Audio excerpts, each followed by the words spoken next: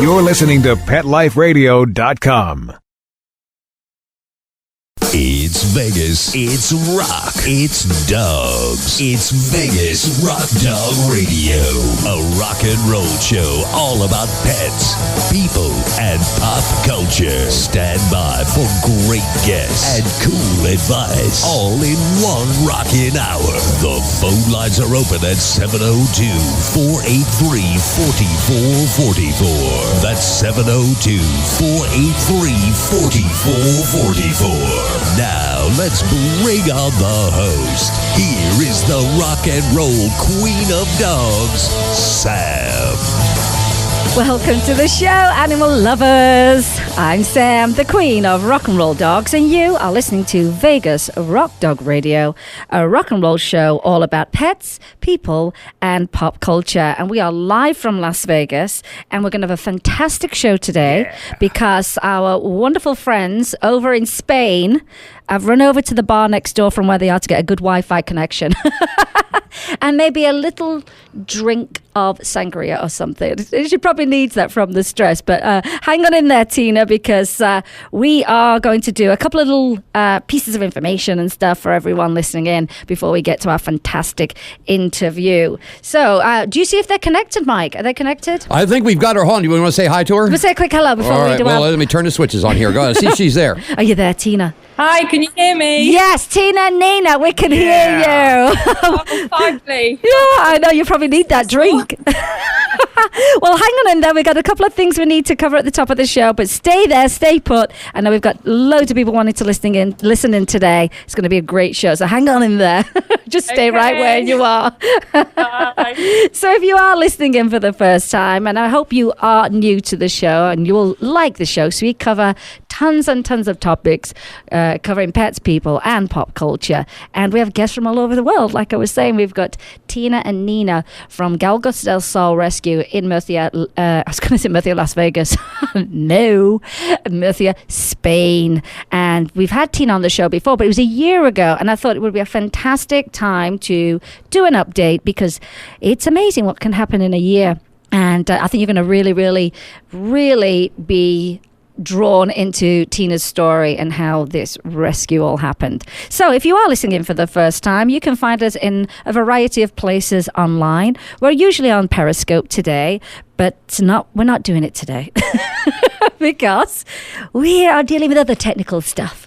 So there's too much to juggle. But if you are on Periscope, you can find us at Vegas Rock Dog. And our website for the show is vegasrockdogradio.com. That's where you can listen live to the show. That's where you'll get all our updates. We'll tell you who's coming on the show. And then you can listen to an archived show. So if you miss a show, you can go back. It's really easy.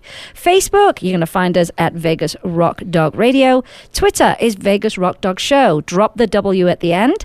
And Instagram, Vegas Rock Dog. We have clothing, believe it or not, for 10 years for rock and roll dogs and their humans. And you'll find all of that stuff over at vegasrockdog.com.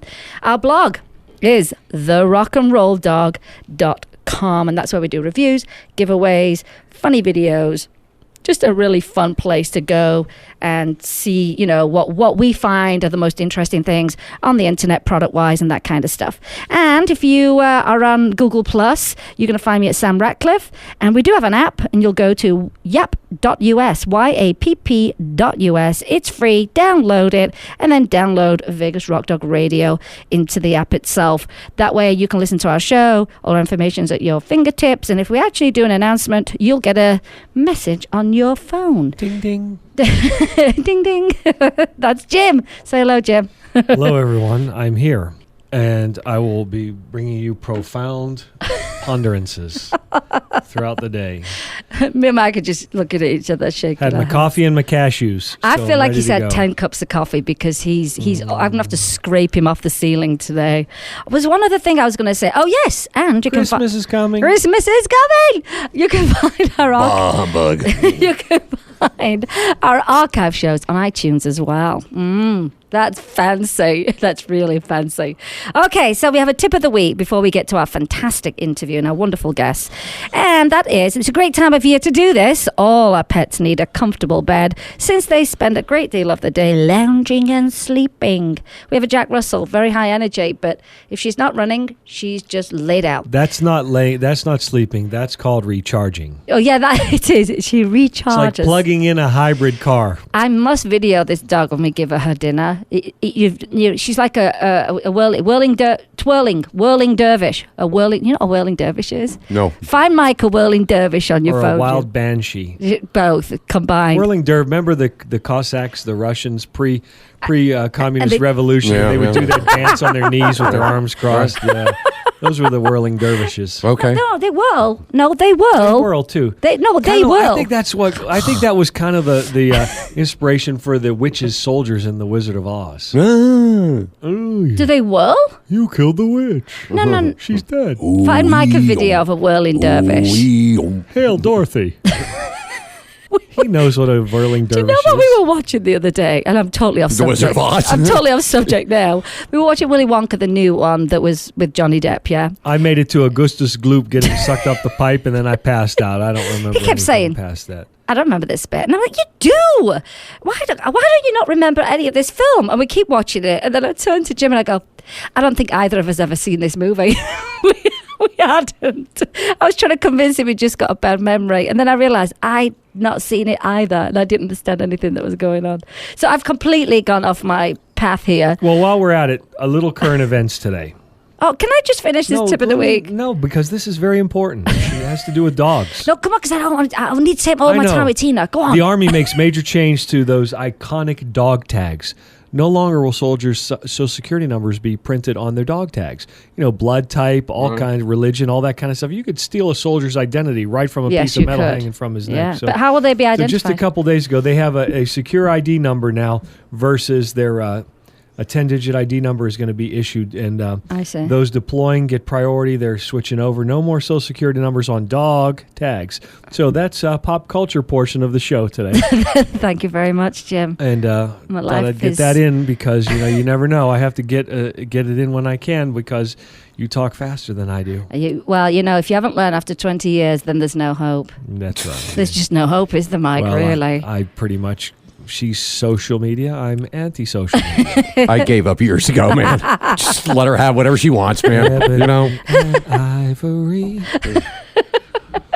You just keep going, man, and that big ticket item is on your way, man. But it worked. Big birthday's coming up. I get my first colonoscopy and my first big ticket item of the 50s. Oh my gosh, this show's gone down the tubes, hasn't it? Literally. I've already been down that path there, sir. That path. Yeah. Well, I'm going to bring this back on track. Why don't we get to the guest? Let me do a tip of the week. It's very quick. So our pets need a comfortable bed since they spend a great deal of their day lounging and sleeping. And this goes for pets I still call them pets, in rescue. And when you look for a pet bed, there's several things you need to keep in mind. First, you should buy a bed that fits the size of your pet. And buy 20 like my wife does and have them all around the house. Yeah, and I stack them. And we have double stacks and triple stacks, and they look fantastic. And it's supreme comfort for my dogs. But make sure it's big enough. If you've got a Great Dane, you can buy a big bed. Yes, it's going to cost more, but you need them to be comfortable. And if your pet likes to curl up in a ball inside the bed, which our little Jack Russell loves to do, then a round bed with a bolster's a good choice. And if you have a pet that likes to burrow, like our Jack Russell, they have these pouch beds, and they're fabulous. So give them the bed that fits their personality and how they like to sleep. And if you've got a pet who likes to stretch out when they sleep, get a larger bed, particularly those that like to sleep on their back, like Galaxy looks like a cockroach. She likes to spread out, doesn't she, Jim? And for me, I can't stand a bed that you can't clean. Ugh, that makes me crazy. Look for beds with removable covers, and they need to be soft and washable. And of course, if you've got senior pets, they may need an orthopedic bed or a heated bed, and they're on the market, and that makes them even more comfortable. And for those of you that do use a crate as a sleeping area, make sure it has a very, very deep, comfortable... Ooh! pad. I'm knocking things over here. So that's my tip of the week. Buy the right bed. And since it's Christmas, Hanukkah, whatever you celebrate, or just for no reason at all, go and buy your pet a nice, new, clean bed. So that's my tip of the week. So this is it. We're getting to this fantastic interview. Let me tell you something. Tina Wales-Solera and Nina are going to be online with us in a second. And Tina was the founder and is the founder and president of Galgos Del Sol in Murcia, Spain. Tina was a guest a year ago, and I felt like I really needed to bring her back to talk about the progress that I've witnessed in their journey to building a rescue center in Spain. And if you've never lived in Spain, you may not know how difficult that is. Just building something is very, very difficult in Spain. Permits and, that in itself. But she is tackling something that's culturally very, very difficult for Galgos dogs in Spain. And we're going to talk about all of this stuff. And she founded the rescue in 2010 after she moved her family to Spain in search of a better life, and they were shocked to find themselves surrounded by animal cruelty and neglect, and took on the challenge to do something about it. And she didn't have any support. There was the economy crash, there was the betrayal of a volunteer that led to a family breakdown and stress that I can't even begin to imagine. And today we're going to talk about all of those elements and the light at the end of the tunnel. Are you there, Tina and Nina? We're here. Yeah, you sound great. Really clear. Fantastic. Did you have a drink? We've got a coffee and a big bag of jelly babies. Oh, I haven't had a jelly baby in forever. It sounds gross, doesn't it, Mike? What's a jelly baby? It's a sweet, a candy, and we eat the heads first. You need to show Mike a picture of a jelly baby. Don't talk to English people about candy because they're snobs and they'll go on and on and on. And we don't know any better because we're Americans. He says this, but let me tell you something. He sure likes to eat my English chocolate and candy. And you sure like to hide it from me. And I like to hide it, Tina. You know what's funny? Because I have English friends here, and we had a friend that posted that her husband's American children were upset because she didn't share her English chocolate. She said, "Do you think I'm bad?" And all of us were like, "No, that's totally acceptable. Do not share." Definitely. They didn't grow up with it. They can't fully appreciate it. See, we're on the roller coaster. Definitely. We endorsed that behavior. So how are you doing? How are you doing tonight in Spain? Is it a good night? We arrived to our destination to come and talk to you 10 minutes early to find no Wi-Fi. So we tried to set up a hotspot. Now we're in the cafe next door, fighting the football match, the music, the coffee machine and everything else. So I hope you can hear us okay. Well, considering the stuff that you've been challenged with since 2010, that's probably nothing for you anyway. That's nothing. It's laughable. Well, but you know what? I will say that about what comes across about all of your social media posts is that you have certainly have a sense of humor about a lot of the things that happen. And I think if you didn't have that, you probably would have shut shop a long time ago. So I think that's a fantastic trait that you've got. Before we get started, tell everybody your website, where they can find you on social media, and where they can donate to you. The website is galgosdelsol.org. And you can find us on Facebook. Just type in Galgos Del Sol, and all the donation details are on the webpage. Just galgosdelsol.org, and then click donations. Now, are you on Instagram, Tina? Oh, yeah, I am on Instagram and Twitter, but I'm kind of still learning about all that. So, yeah, you can follow us on Instagram and Twitter, but don't be expecting too much just yet. You know, the one thing I don't like about Instagram, and because I love posting pictures, I mean, don't get me wrong, but you can't put a live link within the post that you put up. No. So you can't put a lot of info on either. No. And our posts, are usually quite lengthy, but we're doing it bit by bit. Yeah. I mean, for me, I just, I'm like, I know people say go to the link in the profile, but I'd like to make it even easier for people, But I did hear one good thing is I manage a couple of accounts is that you'll be able to you'll be able to add multiple accounts into Instagram soon. So at least that's one thing, Right. Are you on Periscope by any chance? No, I've never even heard of that. Oh, Tina, I think you would really like this. I tell you something, I think you'd really like it.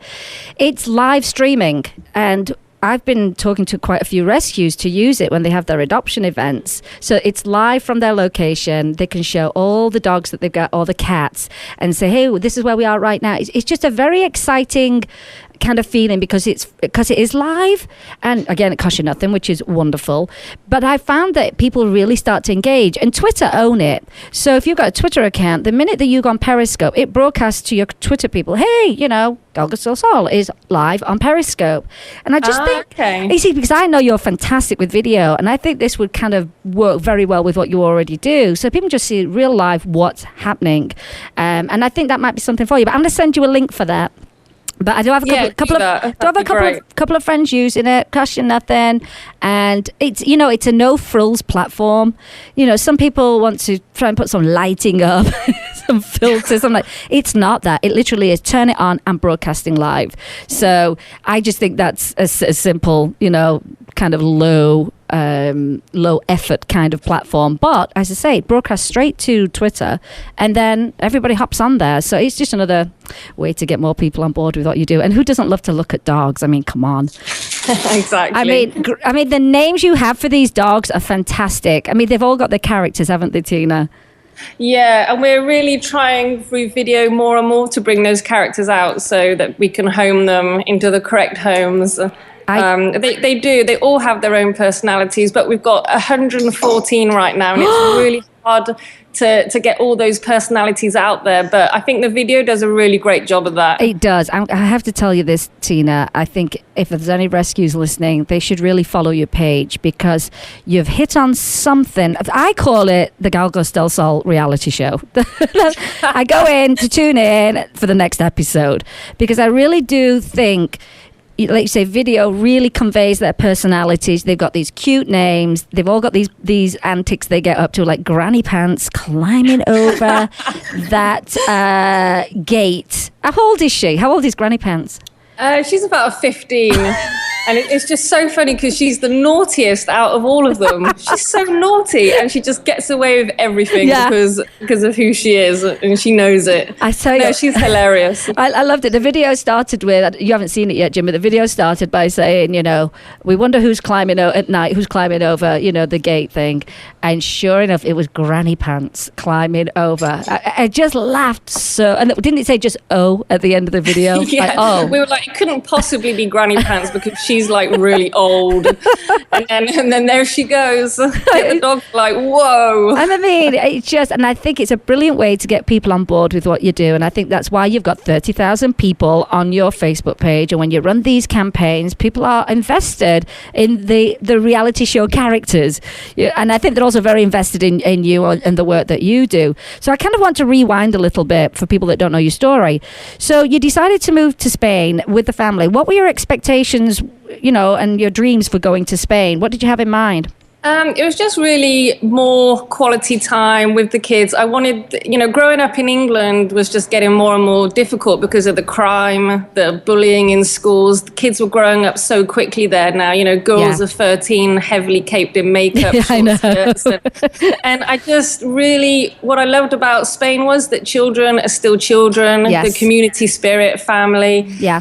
So we really just wanted better quality time together. The weather, of course, was a big factor. And to be outside more. The winters in the UK were really depressing. I didn't think I could possibly do another one. Right. So we decided to move quickly because whilst the kids were young, so they could be fluent, 3 and 4 they were. So we wanted them to get through school easily. We didn't want to wait 6-7 years and disrupt their education. Yeah. And that was the dream. We just wanted to. And I relate, Tina. I mean, I lived there for 10 years. My mom, strangely enough, just flew over to England yesterday for Christmas. But you relate, having visited a few times, don't you, Jim? About that slower pace. The family aspect is very, very strong. And like you say, the 13-year-olds. I had to get used to the mañana response. It was like, wow, why does everything take so long? I would want something mañana. No, I don't know about that. But after the first 2 weeks of being there, he was like, oh, I get it. I totally get this lifestyle. And I mean, heck, the wine's great. The culture's great. There's some wonderful things about living in Spain. So I totally relate. So here you are, moving your family out there. Big move. All these expectations.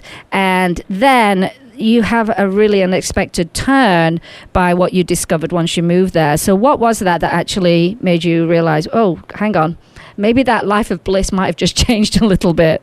Yeah, it was, I mean, even when we moved here in 2007, it was a hell of a lot worse on the streets than what it is now. Yeah. But just around the restaurants, you'd have like packs of 8 to 10 dogs living rough, scavenging for food.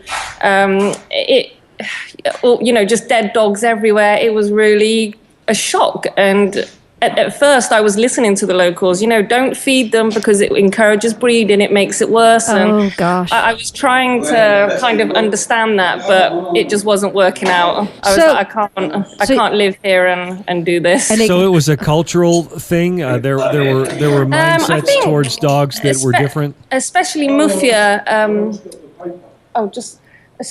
Sorry, some people have just come into the bar. I'm just going to ask them if we can have 2 seconds.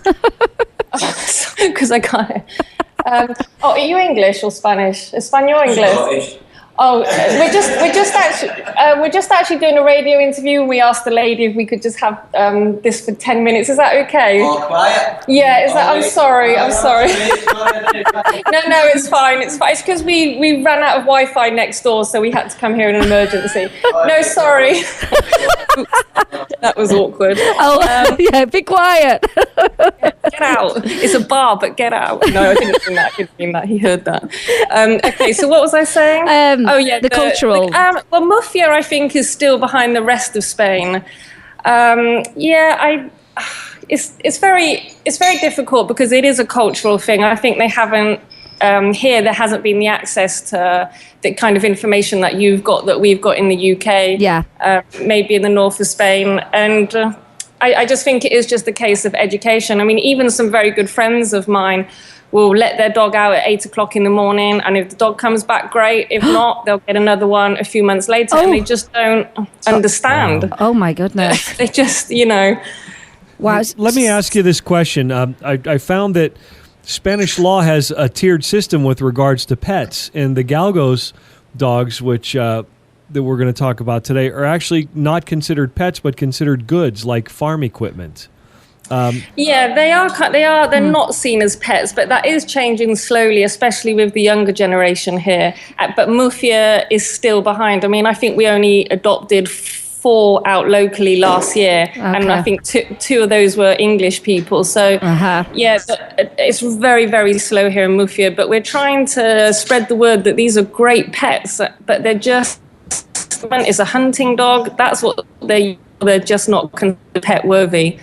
Now, for anyone that's listening in that's never heard about a Galgos dog, how are they ending up on the streets? What's the biggest problem that how they're? Because I know people are going, well, why are there so many dogs on the streets and dead dogs? Well, basically, the hunting season for competition is generally kind of September, October to February.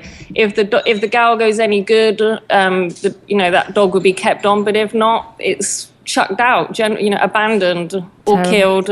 It's just terrible, isn't it? I think more abandoned at the moment. And they don't want to, well, like you say, it's not even about, hey, we've got money to feed them all year round. They just go, they're not as good as this one, so they have to go. Yeah. Yeah, and the problem there isn't, especially in Mufia, there isn't any kind of backup system for them. There's nowhere for these dogs to go.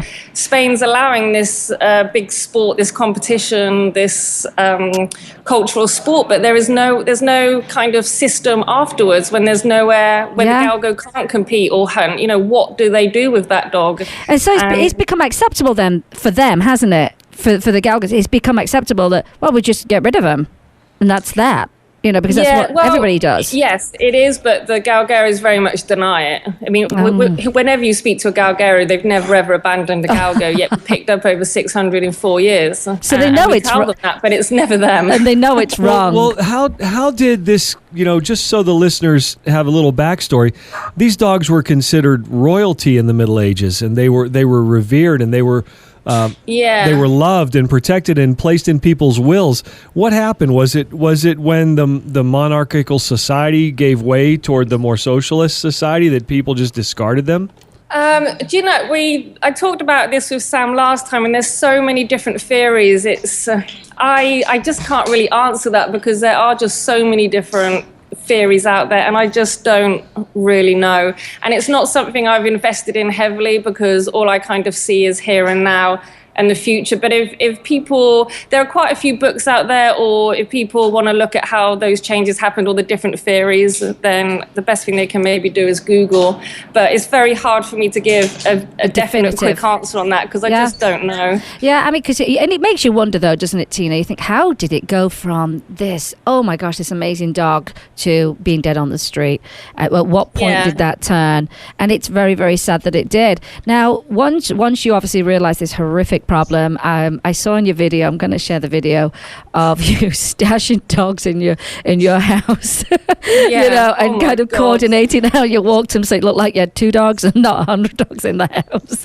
I mean, that to me tells me how much you really cared about their situation, and so that's kind of how it started, isn't it? Rescue in a loose term right at that point. It was just, I was basically just shoving them all in the car, shoving them in my bedroom, the bathroom, whatever. But the funny thing was, because our house that we owned was so tiny, and we deliberately did that because we didn't want to have any pets at that point, because we wanted to have a very free life with no ties. So, and then suddenly we've got 114 dogs. But no, when I was shoving them all in the house and the car, I was having to continually walk maybe 3 or 4 at a time. So the neighbours would be like, hang on a minute, you had a black one just a minute ago. I was like, no, I didn't. Stop lying. And then I'd swap them all again. It's like, wait a minute, where's the white one gone? What? There was no white one. And I was always being watched, and my stomach was always in knots. It was really, it was a nightmare. I mean, it's funny, but at the time, it was not horrific. Funny. Exactly. The thing is, you've probably been at a level of stress since 2010. Tina, on some level, you know what I mean? And that's a lot, like a one-woman show and a family. And how did it impact your family, with all these dogs and, it was a complete nightmare. They all hated me for quite a long time because we couldn't go anywhere, couldn't do anything. And it's not funny when you've got this tiny house with these dogs peeing and pooing and barking, and you can't even eat your dinner without, last night I had to eat my dinner with my tray on the dog's head because I just couldn't go anywhere. It's like I'm surrounded by all these dogs. But no, it's a lot of people think it's a dream come true. It's actually relentless. Yeah. It's just so hard, and I mean, I wouldn't change it for the world now. This is my journey. I love these dogs so much. I'm going to do whatever it takes, but it's not for everyone. It's not. It caused our family it ripped us apart completely. We were apart for 18 months at one point because it was so stressful. It was too much because you had 2 fincas, didn't you, that you had the dogs in? So you were driving from one place to the next, which that in itself is just incredibly stressful, and trying to make sure you got a vehicle that will just hold up. And I mean, I think that's why anyone listening into rescue, listening to your story, will realize. Well, actually, to be honest with you, Tina, there aren't many rescues that every dog they bring in is injured, and you're pretty much at that level, aren't you, where it for some reason they've always got leg injuries, haven't they, or they're pregnant, you just had the babies not long ago. And so I think that's a different level of rescue, and you're trying to educate hunters into a better way of not abandoning, not killing. But you can't also just be the dumping ground either, can you, Tina? I mean, the point is let's change how we do things. And I think you had a very big struggle from 2010, but you've been making some progress though, haven't you, with some of these, We've been attending some of the competitions, which is, very controversial. We've had a lot of criticism from other rescues about that. Interesting. And especially from people abroad, but they don't understand because they're not here. No. Our fincas are right in the middle of a huge population of galgeros. We're surrounded by it, and the only way to move forward is to work with them. Yes. And it's not going to happen overnight. There isn't going to be change, but I can already see the difference on the streets here. Nobody can tell me this isn't working. I see it every single day. I'm seeing the progress. That's incredible. Do you do stuff in schools? Do you educate kids? Yeah, we go into schools. Due to time, we haven't done as much as we would have liked, but certainly when the centre opens, Samantha's taken over the education programme, and that's going to be her kind of full-time position. It's just purely education with children. That's fantastic, because if we don't... So you have to win the local... You have to bridge the cultural gap first. And she's not Spanish, dealing with Spanish. You know what I mean? Yeah. You've got this like, hello. You're an outsider telling us how to live our lives in our country. I mean, that... Yeah, and do you know what's really strange? The Galgeros have been more open to that than the schools. Really? That was very hard for some people to understand, but the schools have not taken to that quite as well as the Galgeros. I can speak with the Galgeros much easier than we can get into the schools and educate the kids. Is it because the schools are tied up in the governmental red tape? It's possibly that. Also, I think maybe, as they are a centre of education, having this outsider come along and say, we'd like to educate in your centre of education is probably difficult. Right. Whereas, the Galgeros, although they're, for me, especially here, I can only talk about my experience with them. It's just, a lot of it's just cultural ignorance. When you talk to them and when you present options, they are quite, not all of them, but they are quite open to listening. But it's going to be a long, to tell a 60-year-old man who has hunted all his life with galgos, whose grandfather hunted all his life with galgos, who, it's not something that can be changed easily. So it's a little bit with them. It's going to be a lot with the children. And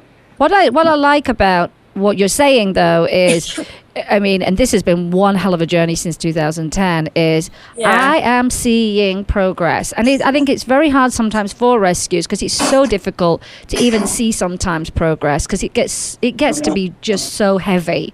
And sometimes you can't see clearly. But you've done something that I think is quite remarkable in the time that you've been doing this.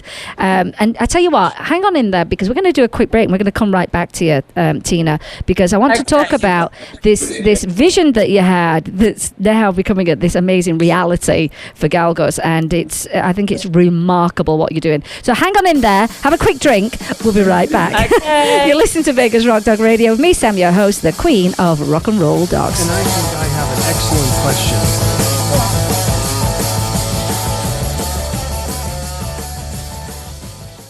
At Red Barn, our pet food ingredients work overtime. They aren't just there for show. Dandelion greens work to maintain a healthy digestive system. Salmon oil works to enhance the immune system. Green-lipped mussels work to support joint health. These hard-working ingredients support your dog's active, healthy life. Look at the label. We want you to. Red Barn Naturals Pet Food. Simply the best. Find it in your local pet specialty store. Try our grain-free stews, the only pet food with Red Barn bully sticks. It's designerpetsweaters.com. Hand-knitted designer sweaters for your precious pup or cool cat. Beautiful couture patterns for your pets, including custom-knitted formal wear, casual wear, yachting, and even sports-themed. Many designer pet sweaters include feathered tammy hats, top hats, and a lot of sparkle. Each sweater includes leg loops, front paw sleeves, and leash opening. Visit designerpetsweaters.com to order your four-legged fashions today. Your pets will stay warm for the winter and be runway ready. Large or small, we fit them all. designerpetsweaters.com. Begging to hear more of your favorite show? Full episodes of all our shows are available on demand. Go to PetLifeRadio.com to fetch our entire lineup of Possum Pet podcasts. Also, dig us up in iHeartRadio Talk and iTunes. Let's talk pets. Live and on demand, only from Pet Life Radio. Let's talk pets. Let's talk pets On Pet Life Radio. Pet Life Radio. PetLifeRadio.com. Now, let's return to Vegas Rock Dog Radio. Here again, your host, the rock and roll queen of dogs, Sam. And we're back. You're listening to Vegas Rock Dog Radio with me, Sam, your host, the queen of rock and roll dogs. Jim's in studio. And just before the break, we were talking to Tina Wales-Solera from Galgos Del Sol in Murcia in Spain, and she's got Nina with her too. And just to give you a little bit of background, she moved her small family over to Spain for a more relaxed family type life, and that was in 2010, and came across this horrific problem out in Spain, which is the hunters abandoning the Galgos dogs. And they look like a greyhound. So if you're wondering what that breed is, they look like a greyhound. And Tina couldn't turn a blind eye because she was seeing packs of dogs running around. And and dead dogs and injured, a lot of injured dogs. So she did something about it, which was bring them all into her home. So we're doing a fast forward here. She brought them into her home and to try to hide the fact that she was doing this because she didn't want to bother her neighbours and stuff. And ended up moving into, well, actually, what happened next is a lovely lady reached out to you and said you could use her land and put some kennels on there. Is that correct? Yeah, she had a few galgos, but she's in her 60s. It's something she always dreamt of doing, but physically couldn't. So yeah, it's a great opportunity for her as well that we could kind of start this together, but it was very short-lived. I know, because you had a volunteer that absolutely betrayed you. I know what you're saying though. When I watched the video, Tina, I think it's very hard to have someone that's on the right page and in sync with you or compliments what you're doing. And I see it in rescue all the time, and you realize that this person wasn't working out, but then they really, really did something terrible that actually it hurt the dogs and what you were doing. And what was that? Well, we had some great volunteers. Everything was going very smoothly, but personalities clash. Always falls back on me to take a side to try and do something. And sometimes there is no side to take. It's just that, a clash of personality. Yeah. But it was just one problem after another. So it was just a very polite, hey, there's no hard feelings, but this is a really difficult job, and maybe it's just not the right rescue for you to help. And then before we know it, she's gone to the police and sent Soprano, which is the animal police. Yeah. So they're happy for the galgeros to have 30, 40 galgos at a time in terrible conditions. Yeah. But they'll come along to a rescue. Interesting. And shut us down. And when I say we were shut down, the charity itself was completely legal, Yes. the paperwork. But here in Spain, in Murcia, to have more than 5 animals on a piece of land, you have to have an ecological license. And that we didn't have because it's very expensive to do that, to have it wasn't my land, so I'm not going to invest in a centre at that point on something that doesn't belong to Galgos Del Sol. And also, nobody knew us. We had like 100 followers on Facebook at that point. Right. I mean, that is so damaging. I can't imagine how that felt, knowing all of a sudden now, how long did they take you to shut down and get them out of there? They said because all the dogs were in good condition, I mean, we should have, usually it's a heavy fine, but because the dogs were in good condition, they all had water, shelter, etc. They gave us 30 days to move the dogs, and then we wouldn't have the fine. But, they knew what was going to happen. We're just going to move them to another legal finca. That's right. And but they don't care, but they have to do something if someone denounces you. So...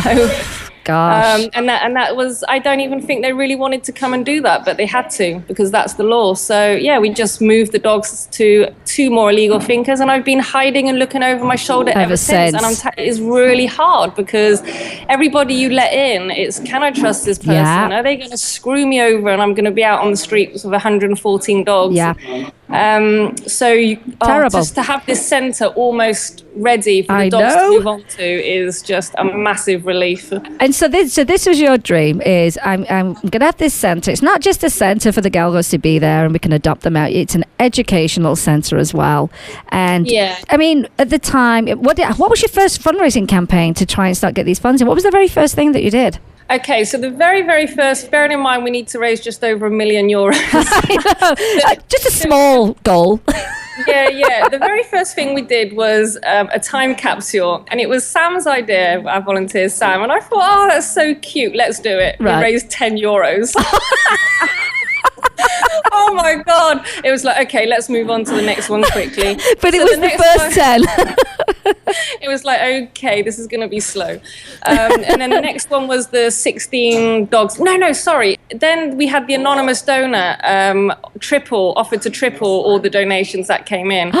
So we did the 16, was it the 16 dogs a day? We did an auction. We did all sorts of things, and we've had a lot of fun. I think they've been very creative campaigns. And bear in mind, it's not everybody where you live that's participating in this. I mean, you've now got this worldwide network of people that are on board with this. I mean, that's Is that not amazing when you think about it from like, well, we landed in Spain and we saw all these dogs and now we've got this amazing network all over the world. I mean, it's just to me. It's just amazing. Locally, the support is growing now because now that we're getting closer to the centre, we can allow ourselves to open up a little bit more. But no, the supporters abroad, America, the UK, Belgium, it's just, many other countries, just amazing. It could never have happened without any of them. And you know what I love, like I was saying, coming back to how you've got this reality show that goes on online, all of that has played into how you raise money. And right now you're doing the Christmas crumbs, which made me laugh, which is kind of like your advent calendar, isn't it, of Galgos dogs? Yeah. But it's last year we did this advent calendar, and I was kind of just on my own making the videos last year, and literally I was making them at 1 minute to midnight just to get them on for that day, and it got so stressful that I said I'm never ever doing that again.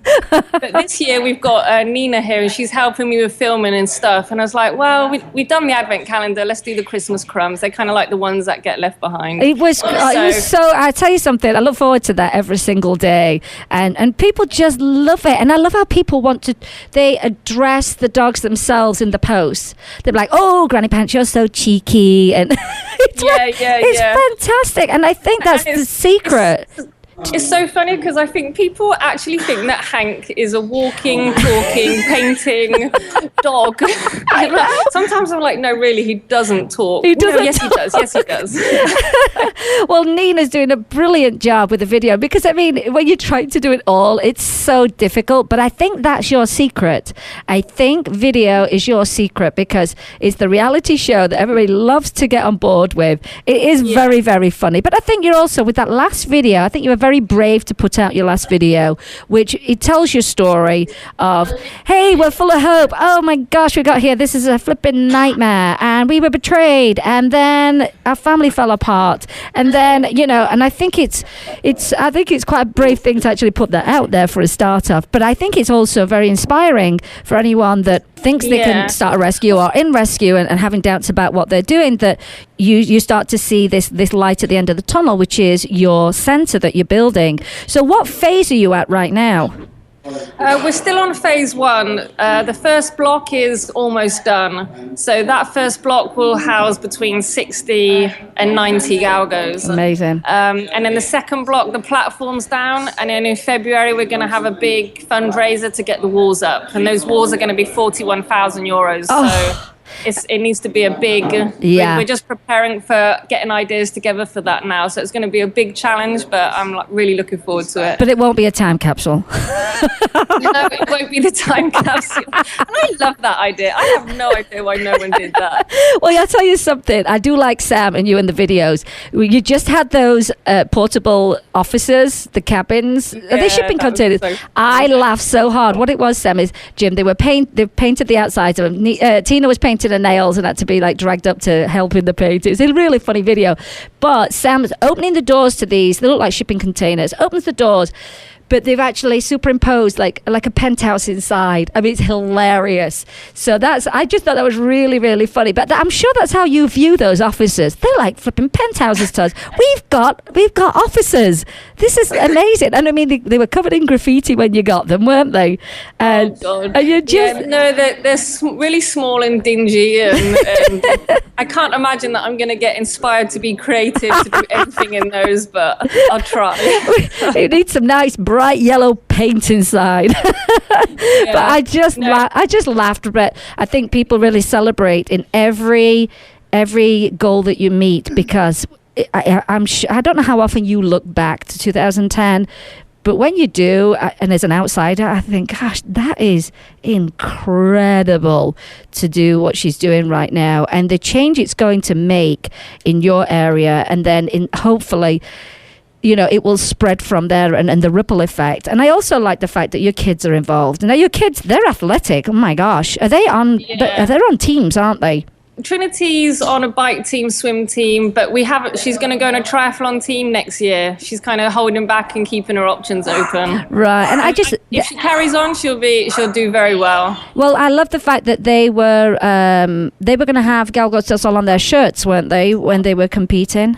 The bike team, we raise money to sponsor their outfits. So they'll be cycling around, competing around Spain with Galgos Del Sol kit on. And it's a really, really good kit, which Mary Lou, our USA president, designed. I love it. That's paid for and sponsored, and they should be getting those pretty soon. But if Trinity makes it big time, she's going to be sponsored by Galgos Del Sol, whether she likes it or not.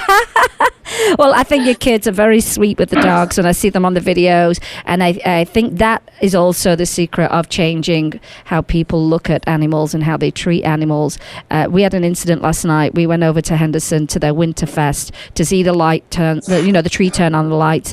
And I walked in there and they had pony rides. And they have ponies strapped to this metal contraption that goes round and round and round. It's just been raining. It's freezing cold here right now on hard concrete. And they looked like their spirits were broken and just going round in circles, and it made me sick. And I turned around and we left. And I thought, you know what? And I know some parents know it's wrong, but the minute, and they go, oh, but my kid loves it. But the minute you plop your kid on the back of a pony and they think it's acceptable, and that's how it goes to the next generation. So I think what you're doing, and certainly your kids, and I'm sure their friends think they're either great or the mom's crazy, you know. But to be able to spread that to the younger ones is, I think, very, very important. And Jim and I are actually going to try and meet with our mayor about it, because I'm not happy about that at all. I mean, it's so dark ages. That's very common here. You know what? I tell you where they banned it, Tina, was, and I was surprised, up in Mijas, because I used to live in Malaga. And they've banned it in Mijas, which I'm thrilled about that. My sister just sent me the information. So I just hope that spreads as well. But I felt, it made me sick. It made me sick to my stomach yesterday. Those poor ponies. And they would have been left out last night. And I've seen it. They put like a temporary, it's like a corral. It's not even a corral, to be honest. It's on the main road. You know, it's on the concrete. And I'm like, no, I can't. I have to do something about this as well now. Add it to my list of everything else. But I certainly don't have the challenge that you have. So I certainly look to you, for some inspiration. Well, what if somebody wanted to rescue one of your dogs and they lived in another country and they were coming to Spain on holiday? What are the steps someone would have to take? They couldn't, say for example, someone from the USA wanted to adopt a dog. We do adoptions in the USA. We have a registered charity there, which is run by Mary Lou, but our adoptions are mainly through Galgo Podenco support, and you can find them on Facebook. So they do all the home checks, which is Felma, all the reference checks, the contracts, but nobody can come and just pick up a dog without having gone through that process first. We have to be absolutely certain that these are going to the best homes, because they've been through so much, and they're not always easy dogs. They've had a lot of trauma. People need to be ready, Yeah, they do, because like you say, that they're not coming from, somebody just didn't want their dog and they dropped it off at a rescue. Like you say, they might have some physical challenges and certainly what they've been through. And it seems to be like most of the dogs that you get. But, I love it when I see all those transport videos to the States. Oh, my gosh. And then the next photo is they're on the couch in their new home. Yeah, we've got some friends. Long to find the couch, but we've got some friends. All those checks need to be done first. The same with the UK, same with any country really, and here as well. There always has to be the home check, the references, after checks. We go through so much here with them that the ultimate goal is that they're in the best place. So and I think it's not a case of just turn them out the door. It's a case of they have to get to the best place. And I think what you do by putting all that together is you get people to, kind of like say back what they used to be, revere these dogs, look up to these dogs. Gosh, this is a privilege to have one of these dogs. Look what they're making me go through to get one of these dogs, And that's the kind of person you want. That's like, I made it through all the checks and stuff, and this dog is being with me. And I just love everything that you do. Now, if you had some advice to give yourself, looking back, what would you tell Tina of England 2010 to Tina of Spain right now when it comes? What's the best piece of advice you could give yourself, or you do give yourself right now, or your pep talk? What is it you say to yourself? I think if I could go back to the beginning, it would be that got rid of any negativity around me much quicker. Right. Anybody that's trying to hold me down, trying to criticize me, trying to make me feel bad, I just wish, and now I can do it. Now I can do that. Okay, this person is not going in the right direction with me. I've learned how to do that. But before, I really suffered over this kind of stuff. I felt guilty about everything. Well, you're human. I don't want to hurt anyone's feelings. And I just, I wish I could have learned to do that much quicker. But sometimes the need for the dogs is greater than the need for being overly sensitive about someone's feelings, because rescue's tough anyway. You've kind of got to be a little tough anyway in rescue.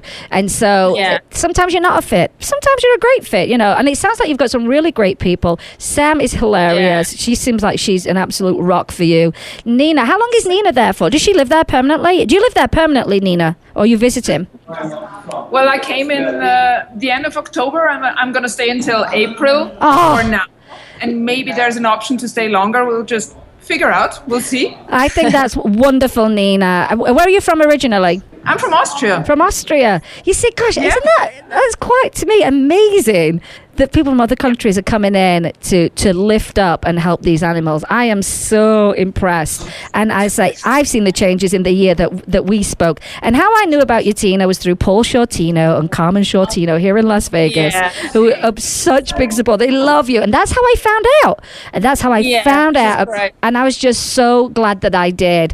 And it's funny because I was in touch with Carmen and Paul yesterday. One of their dogs, Elvis, is going to be in a video that's going to go viral because I was looking for a black lab for a viral magic video with a friend of mine. So I'll make sure I tag you in that because I think you'll get a big kick out of it. We've got 3 minutes left. What was my question? Oh, I had a good question for you. Where is it? I had a really... Whilst you're looking for that, I just want to say hi, Mary Lou. Mary Lou's my biggest rock. Oh my God, is she here in the States? Yeah, she's in New Hampshire. Hi, Mary Lou. This would never be as far as it is without Mary Lou. Oh, that's just fantastic. Hopefully I'll connect with her as well on this side of the ocean. Yeah, you should do. She's great. What will 2016 look like for Galgos Del Sol in your mind and for where you are right now? Oh my God, I haven't even got past Sunday. Okay, so phase 1, 2016, phase 1 needs to be finished. Yeah. And hopefully we'll get started on phase 2. All the Galgos on site. I'm hoping to have really spread the message much wider with the Galgueros, to be attending more competitions with education, leaflets, and regular visits to the schools, and hopefully schools visiting the centre. I'm kind of really hoping we create a really nice atmosphere that people see us as more than just the centre, that we're really a part of this community, and that it has to become completely unacceptable to mistreat any dog and for what we're doing at Galgo. Well, I think it's a wonderful vision that you've got for the year. I don't doubt for 1 minute you're not going to get there because you've done some incredible work. I want to say a big thank you to you and Nina for being with me today. Despite all the challenges, have a nice drink after this. We will be in touch with you. We're going to share this. There'll be a repeat of this show, and we'll make sure that everybody knows who didn't get a chance to actually listen in. Big thank you, Tina. Thank you for having us. Thank you, Nina. And we want to close the show by saying, remember, you can help a pet in need, either rescue, adopt, donate, volunteer, or share their information. Rescue your next family member, replace the word shop with adopt, and be kind to all animals, including Galgos in Spain. Big thanks to Tina and Nina for being on the show. Wonderful to catch up and sharing their progress. And take a moment to like them on Facebook. Donate if you can. They're an absolutely brilliant organisation, and watch their reality show on Facebook. You'll just love it. Thank you, Mike. Thank you, Jim. Welcome, Sam. Thanks, Tina. Thank you to you, the listeners, for being a massive part of the show every week. And today, you've been listening to Vegas Rock Dog Radio, where it's all about pets, people, pop culture, and Galgos. I'm your host, Sam, the queen of rock and roll dogs. See you next week, everyone. Let's Talk Pets, every week on demand, only on PetLifeRadio.com.